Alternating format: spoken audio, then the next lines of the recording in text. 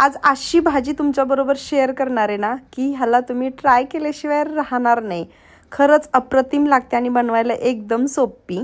तर चला बनवूयात. पहिल्यांदा कढईमध्ये तेल घालायचं, जिरे मोहरी घालायची, कांदा अशा प्रकारे सोलून घेतलाय आणि तो कांदा घालायचा आणि एक सिमला मिरची घातली मी. नंतर याच्यामध्ये टोमॅटो घालायची. टोमॅटोच्या बिया ज्या आहेत ना तर त्या काढायच्या आहेत. नंतर मीठ, थोडासा गरम मसाला, धनेपूड आणि कांदा लसूण मसाला घातलेला आहे मी. नंतर इथं दही आहे ना ते थोडंसं पाणी टाकून मी छान मिक्सरवरती फिरवून घेतलं, याच्यामध्ये घातलं आणि छान परतून घेतलं. थोडीशी ग्रेव्ही थिक झाली की मग नंतर याच्यावरती जिरा पावडर आणि गरम मसाला अजून थोडासा घालायचा, कोथिंबीर टाकायची. मस्त चमचमीत भाजी तयार. गरमागरम चपाती किंवा पराठ्याबरोबर लगेच खायला घ्यायची. या थंडीमध्ये ही भाजी एकदा नक्की ट्राय करून बघा, खरंच मज्जा येईल.